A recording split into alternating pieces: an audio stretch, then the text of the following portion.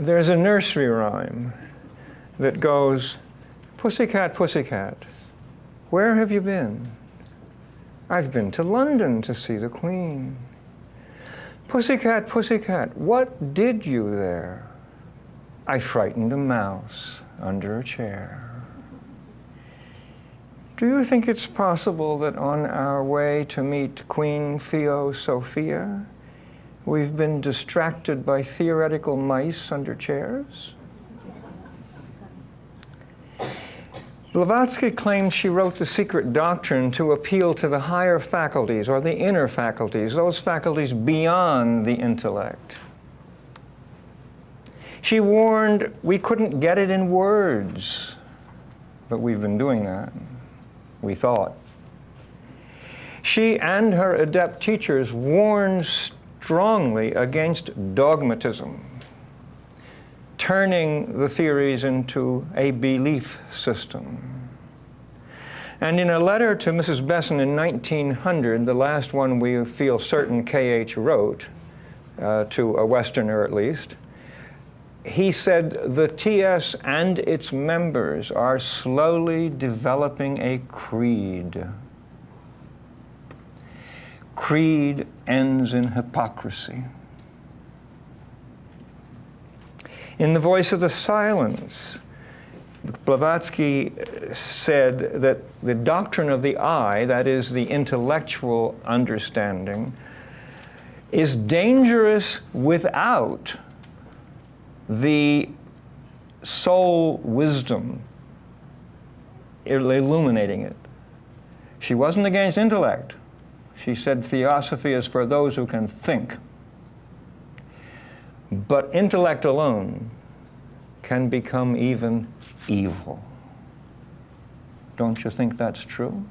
Look around at brilliant people who are self-centered, greedy, and downright evil. Intellect alone is important. Intellect is important, but alone it can become dangerous. Now, after her death, I believe it was Mrs. Besant found among her papers a little piece, which was mentioned earlier here, that has always been called "There is a Road" because it had no title. It reads, "There is a road steep and thorny, beset with perils of every kind, but yet a road, and it leads to the very heart of the universe. I can tell you how to find those who will show you the secret gateway that opens inwardly only and closes fast behind the neophyte forevermore. There is no danger that dauntless courage cannot overcome. There is no trial that spotless purity cannot pass through. There is no difficulty that strong intellect cannot surmount. For those who win onward, there is reward past all telling. The power to bless and save humanity. For those who fail, there are other lives in which success may come." So beautiful, so clear. She tells it like it is. She's no doomsday prophet, and she's no Pollyanna. She says this is going to be tough, but you can do it because you're human. That's why you can do it. Not because you're a member of some society, this or any other. Now, "There is a road" simply points toward a spiritual path. It highlights the possibilities and the hardships and the possibilities of overcoming them. The road or the path or the journey is often used as a metaphor for life, isn't it? Somebody takes one path, somebody takes another path. It's used frequently to mean a way of life, isn't it? But that way of life is useless unless lived. The theories are like maps. They're very important and they're very useful. But some members and some people of all kinds of traditions know the map from one side to the other, and they've never gotten up out of their chair. The map is not the place the map represents. And it doesn't look like the map either. We hear about a place. I was the guest of the United States Army between the Korean and Vietnam Wars, and I was in Korea, in a little town called Dongducheon. I can tell you about that town. It was pathetically poor. The roads were dirt. When it rained, it was mud. The shops were little kiosks with meat hanging on hooks and flies all over them, with a railroad going through the center of the town, and whoever wrote the bear went over the mountain wrote it in Korea, because there was a mountain after mountain after mountain. You have a picture, don't you? If you went there, would it look like your picture? No. No. We get a picture from the theories, but the reality is not the picture we form in our mind, because we form the picture out of what we already know, don't we? This is true of all of us. I frequently say when I give a talk, I'm not talking down to anybody. I'm talking about what happened to me. And I assume because I'm human and you're human, it's happened to you too. We're all in this thing together, whatever it is.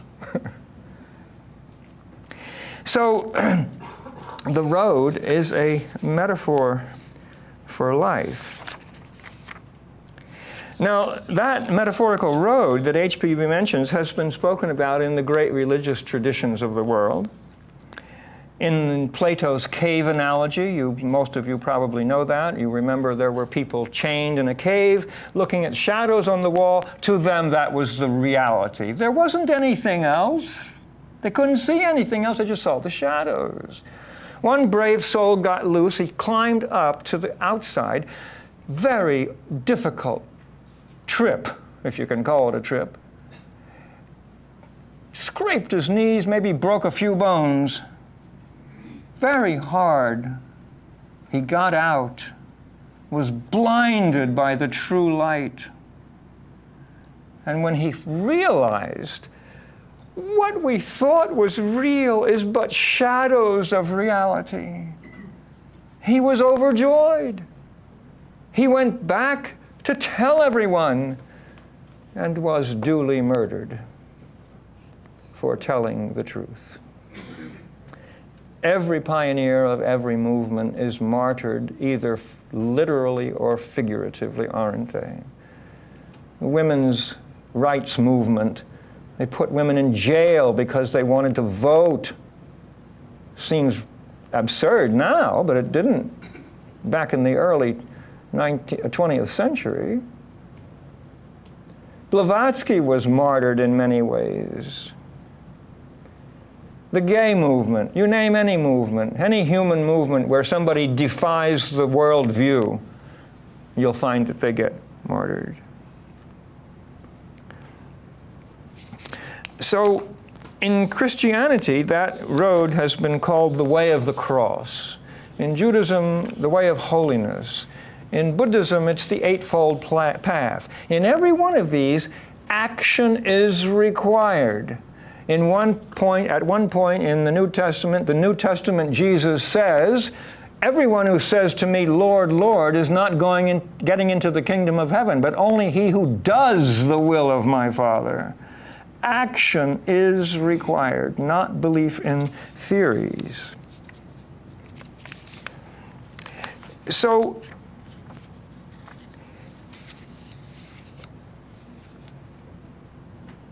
what is this way of life, then, that we need to live?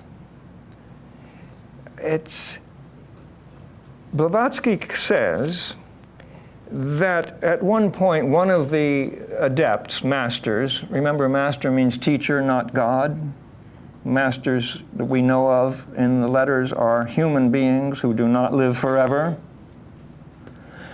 One of the masters gave her a little piece which was a succinct guide to living this life. Very short, and you could spend years thinking about the meaning of every little statement in that piece. Part of it, begins, a clean, it's called the Golden Stairs. The beginning is a clean life. This is what's required for the spiritual life according to this adept. A clean life, a pure heart, an eager intellect, an unveiled spiritual perception, a brotherliness for one's co-disciple, and further on, a courageous endurance of personal injustice. Wow, that's really difficult. And Blavatsky had a hard time with that one. But after a courageous endurance of personal injustice, a brave declaration of principles. Don't just stand there and let them tell you nonsense without saying what you believe to be true. The greatest example of this is in the ancient world is Socrates. He refused to escape his fate, personal injustice. If he just lied and said he didn't believe what he believed, he would have been free. He had a brave declaration for principles and a courageous endurance of personal injustice. And who do we remember now? His accusers? Only the Greek philosophers, the Greek professors know who they were. Nobody else does. We remember Socrates. So, a brave declaration of principles and a valiant defense of those who are unjustly attacked. That's hard also. Because you know perfectly well that sometimes if you're defending someone who's unjustly attacked, you will be the next victim. They will turn on you. Are you strong enough? No wonder nobody wants to do this. Doesn't sound very appetizing. So that's some clues as to how or what is required if we're to live this life, this spiritual life, and come to the heart of the universe. In one sense, there are just two roads that people follow. The common one is the sensate one, the road of our feelings and our thoughts. We identify with our feelings and thoughts and body, don't we really? I mean, let's face it. We believe in Atma, Buddhi, Manas, and all the rest of it, but when it comes right down to it, I am this. The me, what we think of as the me. That's the common road. It is not wrong. There's nothing question of right and wrong. It's choices. If we choose that road, which the vast majority does because it's easier, you go around, you're aiming for the mountaintop. You go around the side ever so slowly. In the city, we arrogant New Yorkers speak of New York as the city. When I walk back from the TS, which is up on 53rd Street in the east side, I go through Grand Central because it's easier, and I go over to Madison Avenue, which is just before 5th. It's steep incline for about 3 blocks. Or I could take the easier route across 42nd Street and up 5th Avenue and not quite notice the steepness. Well, I brave the steep incline and get there quicker. So the common route is that route across 42nd and up 5th Avenue. It's easier. And you learn as you go, but ever so slowly. Ever so slowly. The other one is that road that has been metaphorized in legend, myth, and talked about in spiritual literature, the primary literature of the TS, the secondary literature of the TS. That road is like the road that Mozart talks about, although he doesn't call it a road, in The Magic Flute, the opera The Magic Flute. Most of you are probably familiar with The Magic Flute. The prince is willing to go through all kinds of terrible trials, meeting dragons, fire, whatever. I don't know all that much about the opera, but you know there are many legends where they have to meet a dragon, and they have to slay the dragon, and they have to do this, and it's at the danger of life that they're taking this trip. And what does the prince want? He wants to find that beautiful woman who represents wisdom. That's what he's seeking. Papageno he's a bird catcher who's with him. He takes one look at that and said, "You're not going to get me to do that. No, thank you. You can go on your own. I'm not going. All I want's a nice glass of wine and a good meal and a nice wife." Papageno isn't wrong. He's taking the longer, easier route. So now it says that the less traveled road, this less traveled one, she said, show you the gateway that opens inwardly only and closes fast behind the neophyte forevermore. So that gate opens inwardly to our thoughts, our feelings, our beliefs, but it opens to a lot more than that. It opens to the inner reality, the inner self, the spark that was spoken of in previous talks here, the spark from the eternal flame. But we must be careful with that metaphor, because it's not the kind of spark that leaps out from a log burning in the fireplace. That spark becomes a separate entity, doesn't it? It's not that. The spark that you and I are is the flame. It's in the flame. It is the flame. It's a locus within the flame, a point within the flame. It is not separate from the flame. You and I ultimately are the flame. That flame is at the heart of the universe. And as Stephan so wonderfully did when he gave his talk and became passionate about it, that's what we're here for. That's what we're doing. We're trying to awaken that spark within, that inner self, which until it's awakened doesn't exist for us. It simply doesn't exist. When we have an insight, have you noticed, just think in your own experience, you'll be struggling with an idea perhaps. You don't understand it. You don't get it. 1 minute you do not know, and the next minute you know. And there's no measurable time between the two. So what you didn't know was non-existent to you until that flash of understanding. Isn't that true? And it's like that with the inner self. So if the gate opening inwardly was just to our ordinary me, it doesn't close fast forevermore, does it? We can change ourselves. We do. Sometimes we have traumatic experiences that change us. As we get older, some of our friends say, you've mellowed out, or you've become more wretched than you were before. You go through psychoanalysis and you are changed, aren't you? If you change yourself, the analyst can't do it. I had a friend years ago. He went to an analyst like he went to the local deli. Here's my money, where's my cure? Doesn't work that way. It just, I'm not making this up. I wish I were, but that's how it is. So the gate that opens inwardly can't be a gate to the me, because that changes all the time. That can't close fast forevermore because it changes all the time, see? We can go in and out. The gate that closes behind us forevermore is not a gate to self-analysis. It's not a gate to theories, not even theosophical theories. It's a gate that opens to a totally new state of consciousness, an awareness you did not have before.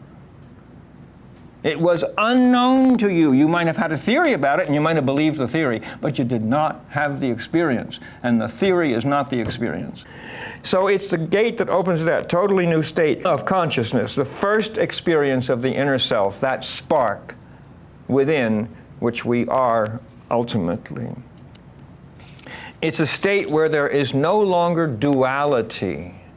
There's not I and the eternal. That's two, isn't it? I am looking at something else. This is a state that wipes out duality. And you cannot be in that state all the time. It's not possible, not even with the adepts. But it's a realization that you never forget.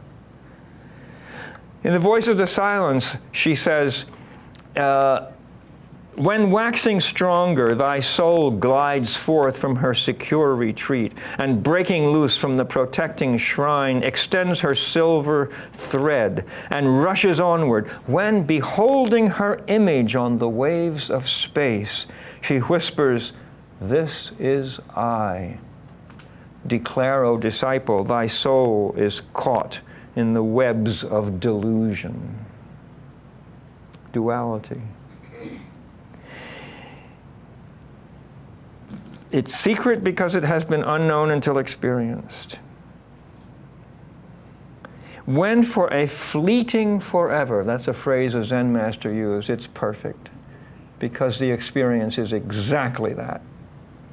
It's eternity and nothing else, but it's fleeting. Because the mind wants to say, I've got it, and then you don't. Duality comes in, see? When for a fleeting forever we are that self, there is no me. I speak from experience, and thousands can do the same. There is no me. There is no time. There is only the eternal. And the eternal is not progressive time. It is beyond time. It's that which always was, which always is, which always will be, whether or not there's a physical universe, whether or not there's anything. When that is touched, there is a great peace that comes. And we can repeat with Dame Edith of Norwich, I think it was, and all shall be well, and all manner of things shall be well. Were I to have a tombstone, that would be one thing I'd put on it, other than be back later.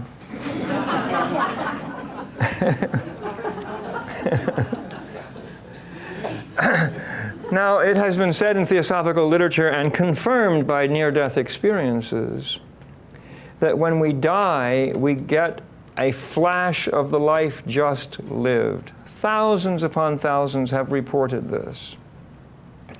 For a nanosecond, our whole life goes before us. I've not had this experience. I've not had the pleasure of dying yet.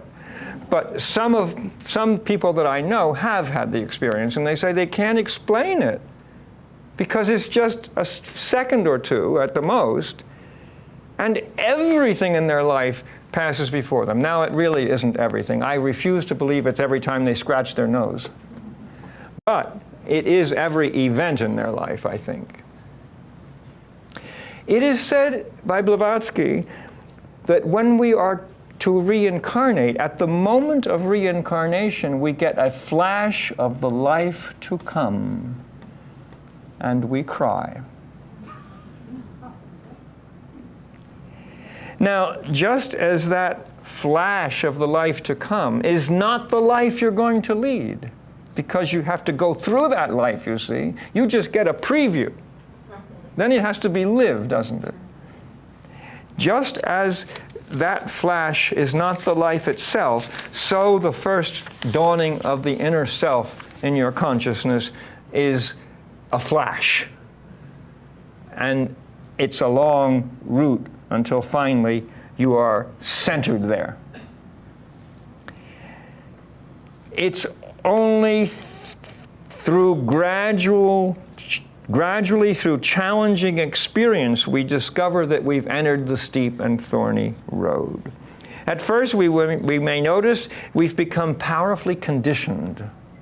We're usually unaware of our conditioning, really. And I speak to myself as well as you. We're usually unaware of it. We're like a cat that hisses at someone who has abused it. That's what we do. Somebody does something we don't like, they hurt us, and the next time we see them, we go, whoosh.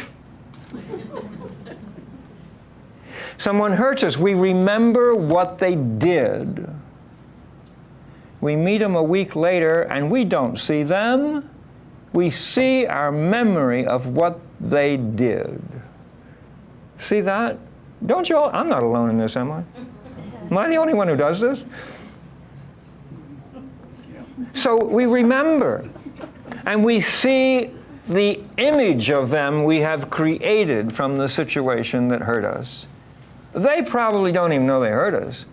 Most people are so busy thinking about themselves, they really don't think about other people. They may not know they hurt us, or they have forgotten it totally. We hold on to it. What a bore. It's that kind of thing that is a block on the spiritual life, Those reactions.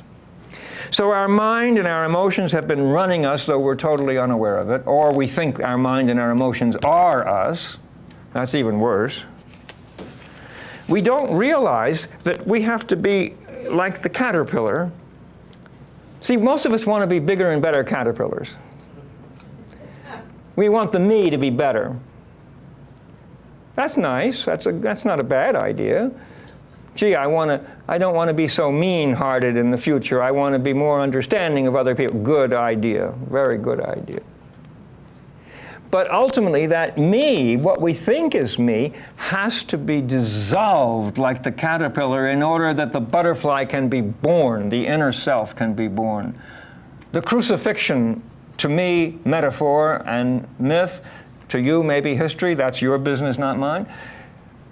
The ego had to die on the cross, this is the cross, by the way, had to die on the cross so that the inner God could be resurrected. It's, as Joseph Campbell said, he was mentioned in one of the talks, Joseph Campbell said, the hero with 1,000 faces. The same basic ideas are woven into different myths. And when you compare them all, that's one of the reasons for the second objective, to comparative religions, philosophy, and science, you begin to see that there's a thread that's common to a great many of the myths, told in a different way. So we've become conditioned, and we've identified with our emotions and our thoughts. But simply working within ourselves, within the me, to change ourselves, it might be helpful, but it's not sufficient. It's like changing furniture in the house. You know, you rearrange the furniture in the house. Gee, it looks a lot nicer. Same furniture, same house. No. As I said, you have to be like the caterpillar. House has to be burned down. I hope nobody takes this literally. Well, you know, we're a little bit like the two caterpillars having a nice conversation one day. And one of them looks up and sees a butterfly, and he got sort of shocked. He says to the other one, "You're never going to get me up in one of them." Now, there's a story in the New Testament where the New Testament Jesus is with his disciples in a boat during a terrible storm. It's very frightening. Jesus is asleep. He didn't seem to mind. The disciples wake him up, and then he says, "Peace, be still." And everything is calm. Metaphorically, Jesus is the inner self. The disciples are our qualities, our emotions, our mind. They're in turmoil. Water has always represented the emotional world because the emotions are amorphous. They have no shape of their own. They take the shape of the thought, don't they? Water has also been used to refer to primordial chaos, chaos in the Greek sense of undifferentiated, homogeneous state. the pre-Big Bang void, the no-thingness. That's the chaos of the Greeks. So that has been taken also, symbolized by water, because it is formless. So the emotional world is all churned up, and when the inner self awakens, it's calmed down.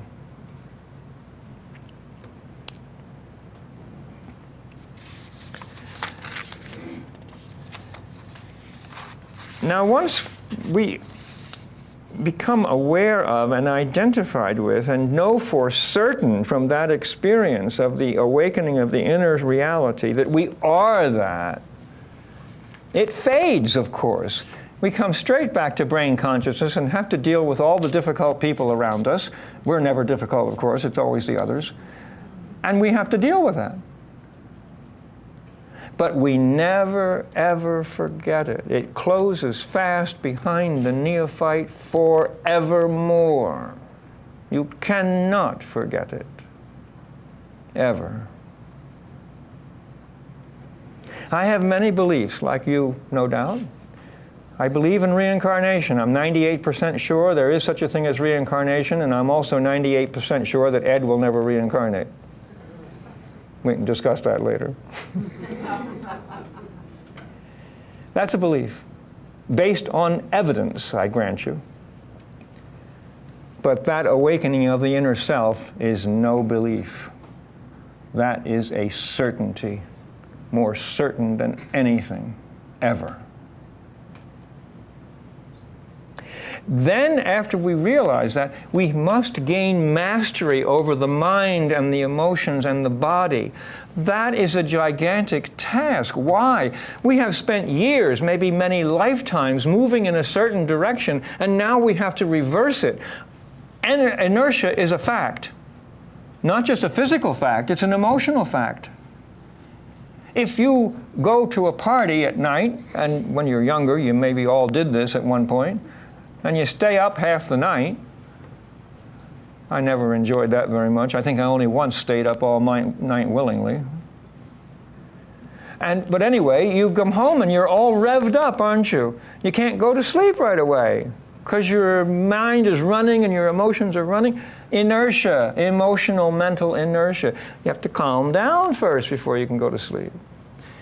So it's the same principle. One of the great joys of theosophical philosophy to me is that you find a principle at one state of being and you find that same principle at every other state. Inertia. Physical, emotional, mental. It's there. Everywhere you can look, you'll find inertia is a fact. So you have to overcome all that. K.H. explained that to Sinnett. He said self-purification is not the work of a few weeks or even a few years, but a series of lifetimes. So maybe we can forgive ourselves a little bit when we don't reach perfection in 2 weeks. I know some people who are quite sure they've done that. Some of them are politicians. So he said we must undo the effects of long number of years spent in objects diametrically opposed to the real goal. Now, if we long for union with the eternal, what must we do first, even before the trying to live the golden stairs? Blavatsky makes it quite clear in one of her letters to the American Convention. She wrote, I think, 3 different ones, and in one of them, she said the first thing is to become aware of our ignorance. We do not know.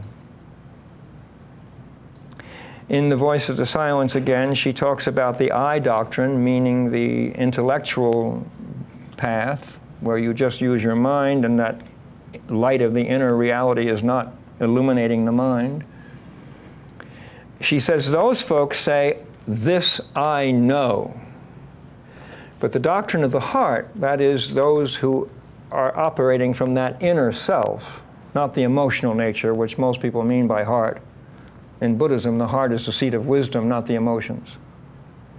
And The Voice of the Silence is a Buddhist book. So the doctrine of the heart, those folks say, Those who have garnered low confess, those who have garnered low confess, thus have I heard. I say that to myself frequently. So, first thing, aware that we're ignorant. Next thing, be convinced that it's possible to find out. If I say, okay, I'm ignorant, but I can't do anything about it, well, you won't, will you? I mean, if somebody says, let's go play tennis, and you say, I can't play tennis, you can't until you try. Maybe you won't be very good, but you can probably hit the ball once or twice. You can do something. So first, accept the fact that we don't know for sure. It's not yet our experience. So far, it's our belief, a very reasonable belief, one that we want to follow, one that we want to pursue, and have the experience ultimately. But at the minute, we haven't had the experience. So like we accept that. Then the firm conviction we can do it. And lastly, the indomitable determination to do it. In one of his letters, K.H. said, we must have an iron-clad determination and yet be meek and humble. Strange combination. You have, what is required is that spiritual will which will not give up. It's not stubbornness. It's not from the me. It's from a much deeper state. And that determination is the driving force that gets us to the heart of the universe, which is your heart, my heart, the one heart, the only heart, the unspeakable, unthinkable, sacred, eternal. It is a transforming experience to know that. And then to feel the pain of humanity, and to want to do whatever you can to lift it.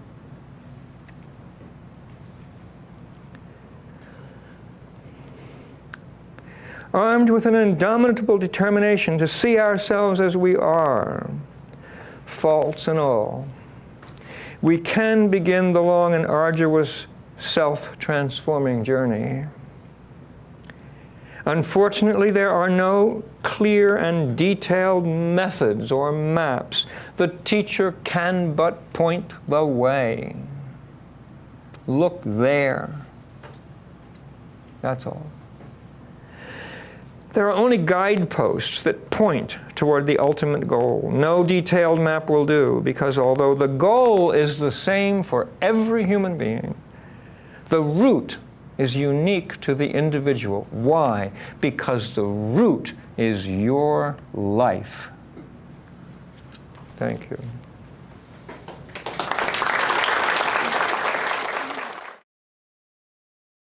You mentioned A Hero with a Thousand Faces, and and its relationship to the ego and duality.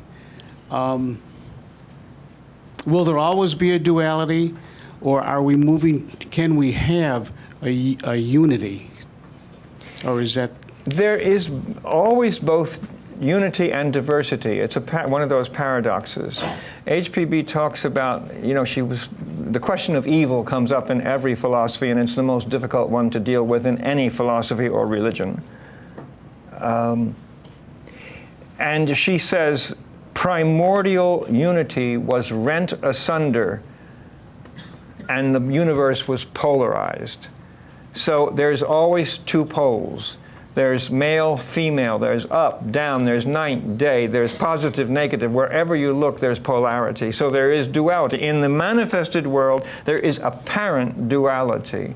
But ultimately, it all resolves into a unity. The only time there will be true universal unity is in pralaya, when the universe disintegrates and all goes back to subatomic particles. The universe comes into being because there is polarity. It comes into being only because it's out of kilter in a way.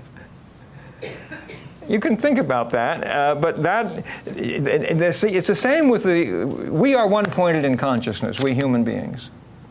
The adepts are too, because they're human. We can only attend to one thing consciously. We can do many things at the same time. The example I always give is when you were a child, you rubbed your stomach and patted your head. And when somebody first told you, you probably did what I did. You went bang, bang, bang. Then you had to think about it, and you paid conscious attention to this hand. Then you relegated that to the subconscious, though as a child you didn't know what you were doing. And then you then you paid attention here. Now I'm doing both, and I'm not paying attention to either hand. I'm paying attention to you. See? So consciously, you can only attend to one thing at a time. K.H. at one point, he talked about his student by the name of Djwhal Khul, who lived nearby him and was a fellow Buddhist, by the way, not a Christian. And he said that while eating, K.H. said, while eating or reading or dressing, I am unaware of even my closest friends, because he was consciously attending to that, see? And he said last night, for example, Djwhal Khul, ran his nose to blood because he did something foolish and hit something in the house he lived in. And K.H. said, I was unaware of it. And then he adds why? Because I was not thinking of him. Had he been thinking of him, he would have picked it up. Even I can do that sometimes. Sometimes I can know exactly what somebody else is thinking if I focus on them. That doesn't happen very often, and I certainly, it's a rare event, but I have had the experience, and thousands have had the experience. So, but KH is also one-pointed. So while we're in brain consciousness, there's duality. Even the mind, she says there's only one mind. But then she talks about the higher mind and the lower mind, or buddhi manas and kama manas. In incarnation, it appears dual. But really, the mind is one with two major functions, one to the abstract and one to the concrete. I don't know whether that helps, but I always say I never give answers, I give my opinion. I'm glad you brought that up. It's been a struggle for me all my life. I'm a Gemini, so. But I agree with that. In the existential condition is dualistic, and I don't think that's going to change. But within us, I mean, it seems to be the teachings do say that unity can be achieved in the inner worlds, and that's our task. And Jung, he made this statement, and I think the difference he said between psychotic people and the rest of us is that somehow normal people are able to hold the pair of opposites, the experience of simultaneously good and evil, both within and without. Yeah. Yeah, I did a talk years ago, The Still Point Beyond Good and Evil. Allegedly, Krishnamurti said this. I don't know whether somebody made it up or he really said it, but I always found it amusing. He said the difference between a sane man and a sane man and an insane man is that the insane man has one fixed idea, and the sane man has many fixed ideas. I have a comment. I was thinking while I was reading the other day a little bit of Pistis Sophia, where she treats the process of emanation from the 1, the 2, the 3 being really the 1, and the 2 also being an aspect of the 1, or duality. I was thinking that duality is really at a high level of spirit and matter is what can maintain the equilibrium in the 1. So at a certain level of differentiation, it could become strings or view as streams. But in essence, it's really rooted also in the 1. Yeah. Yeah, well, the theory is everything comes out of the 1, the pre-Big Bang void, you see. Even science agrees with that, though they don't look at it in the way that Theosophists do. Oh, One more, yeah. So this might not be a quick answer, but just in terms of consciousness, years ago when I was an undergraduate, I wrote a paper, and one of the things in my source material that I read over and over was The mystic and the schizophrenic are in the same ocean, but the mystic is swimming and the schizophrenic is drowning. And I would just like your take on that. Well, I think insanity of any kind has all sorts of possible explanations. They say that, oh, I can't think of the disease now, which is a disease of the mystics. What is it? Epilepsy. Epilepsy. Dora Kunz, who was one of my mentors, and I'm eternally grateful to her because I learned to meditate in her classes. It's the pearl of great price, and the only way I can repay is to help others learn. So I facilitate meditation workshops, you know. As she said that epilepsy had tore holes in the aura, and that made the individual more susceptible to possession or influence from outer sources. Sometimes schizophrenia, I think, is just the brain problem, and maybe mostly, and other times it's actually the mind itself, you know. So that when the brain dies, very often that person is free of the schizophrenia, you see. I saw a T-shirt once in New York, which I absolutely loved. It was, "Roses are red, violets are blue. I'm schizophrenic, and so am I."